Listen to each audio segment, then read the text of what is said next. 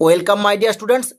আজ আমি ক্লাস 6-এর আয়ো মার্টিন প্রশ্নবিচিত্রা 2025 সালের তৃতীয় পর্যায়ক্রমিক মূল্যায়নের পরিবেশ ও বিজ্ঞানের 240 নম্বর পেজের 11 নম্বর স্কুলের প্রশ্নগুলি সলভ করব। চলো তাহলে শুরু করি।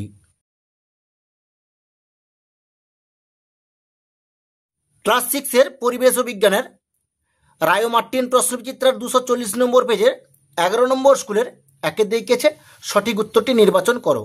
একের দাগ, অ্যামোনিয়ার সংকেত হলো, এর উত্তরটা হবে এ NH3। একের দুইয়ের দাগ, কার্বন টেট্রাক্লোরাইডের অণুতে ক্লোরিন পরমাণুর সংখ্যা হলো, এর উত্তরটা হবে বি 4টি। একের তিনের দাগ, সময়ের মৌলিক এককটি হলো, এর উত্তরটা হবে বি সেকেন্ড। একের চারের দাগ, পাই এর মান হলো, এর উত্তরটা হবে বি 3.14। একের পাঁচের দাগ, বলের একক হলো, এর উত্তরটা হবে এ ডাইন।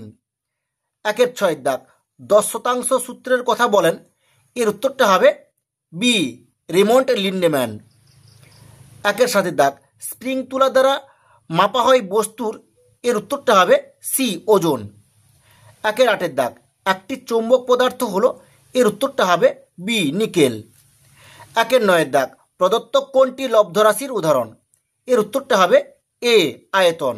একের নয়ের দাগ, স্ক্রুয়ের গায়ে যে ধাতব প্যাঁচ থাকে তা হলো, এর উত্তরটা হবে বি নততল।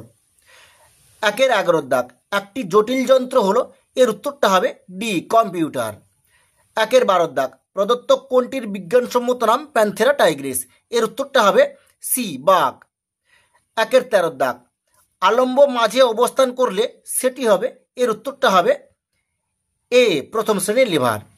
একের 14 দাগ, ভাইরাস হলো, এর উত্তরটা হবে ডি জীবজড়ের মাঝামাঝি অবস্থা। একের 15 দাগ, তারা মাছের জাতকে বলে, এর উত্তরটা হবে ডি অ্যাকাইনোডার্মাটা। একের 16 দাগ, বিজ্ঞানী কার্ল ফর্ম ফ্রিস আবিষ্কার করেন, এর উত্তরটা হবে বি মৌমাছির নাচের ভাষা। একের 17 দাগ, বাংলার কীটপতঙ্গ বইটি লেখক হলেন, এর উত্তরটা হবে এ গোপালচন্দ্র ভট্টাচার্য। একের 18 দাগ, যুদ্ধে পটু হয়, এর উত্তরটা হবে বি লাল পিঁপড়ে। একের 19 দাগ, একটি জৈব অভঙ্গুর বর্জ্য হলো, এর উত্তরটা হবে ডি পুরনো কাগজ। একের 20 দাগ, একটি গ্যাসীয় বর্জ্যের উদাহরণ হলো, এর উত্তরটা হবে সি মিথেন। একের 21 দাগ, ডিডিটি বর্জ্যটি পাওয়া যায়, এর উত্তরটা হবে বি চাষের জমিতে। দুয়ের দাগ, নিচের প্রশ্নগুলির নির্দেশ অনুযায়ী উত্তর দাও। দুয়ের একের দাগ, নেকটার কাকে বলে, এই প্রশ্নের উত্তরটি তোমাদের পাঠ্য বইয়ের 164 নম্বর পেজে, তোমরা এখান থেকে এইটুকু লিখে নেবে।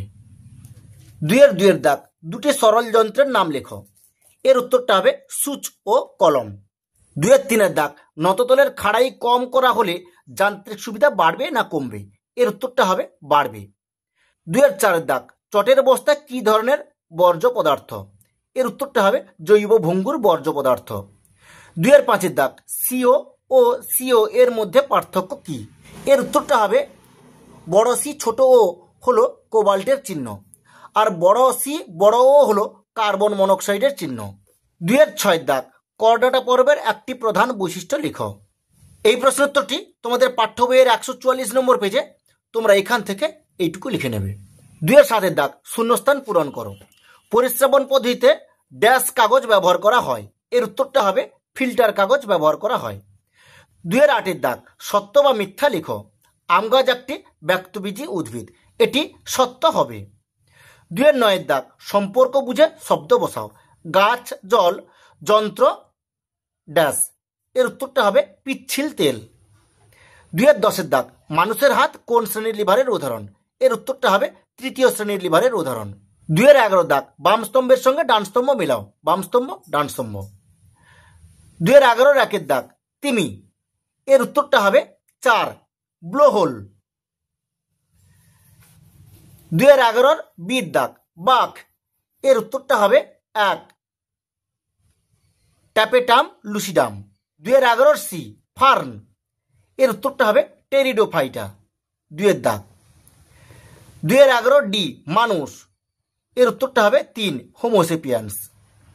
তিনের দাগ, যে কোনো 7টি প্রশ্নের উত্তর দাও।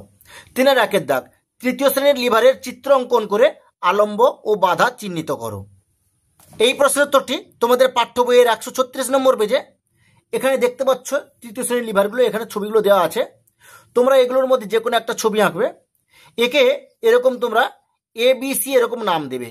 যেখানে A লিখবে সেখানে লিখবে তোমরা বল, যেখানে B লিখবে সেখানে লিখবে বাধা, আর যেখানে C লিখবে সেখানে লিখবে আলম্ব।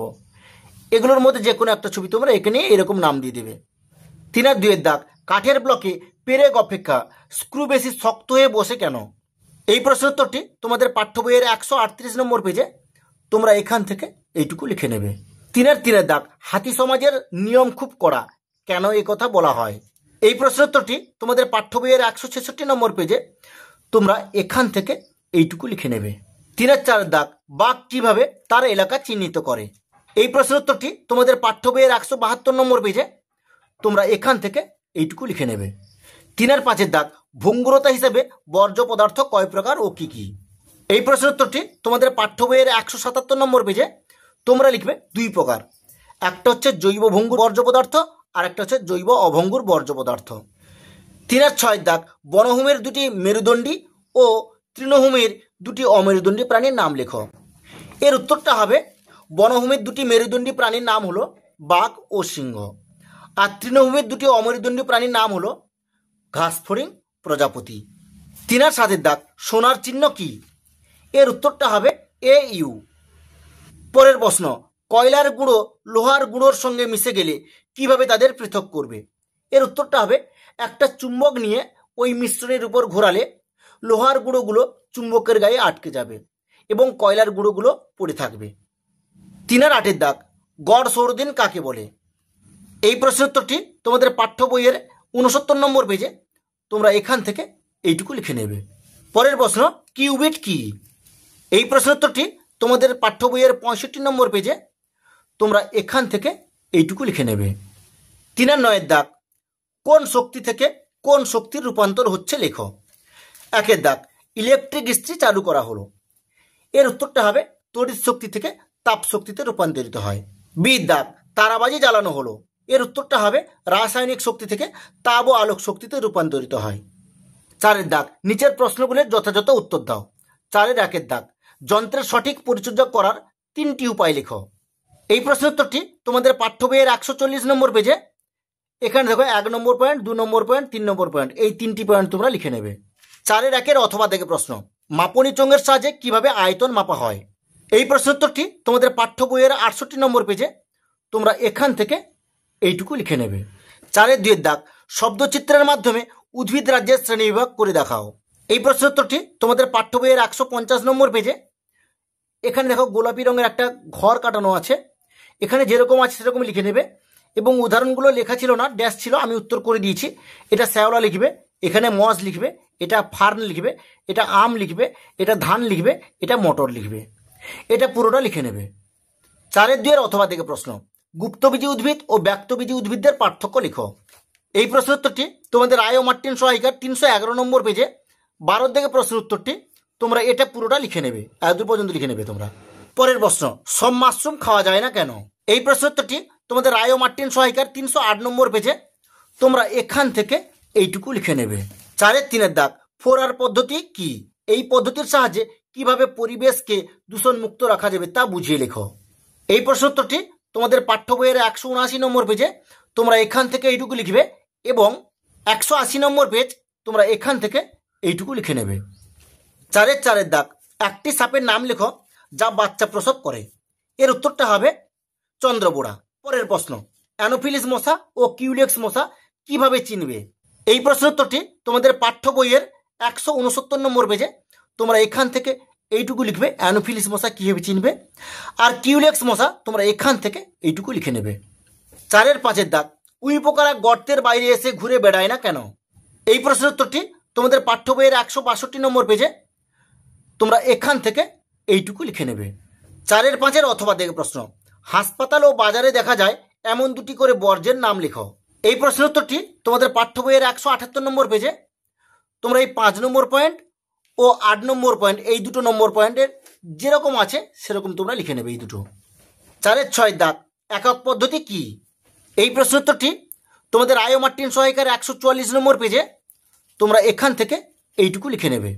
পরের প্রশ্ন, আন্তর্জাতিক প্রমাণ মিটার ব্যবহারের সুবিধাগুলি উল্লেখ করো।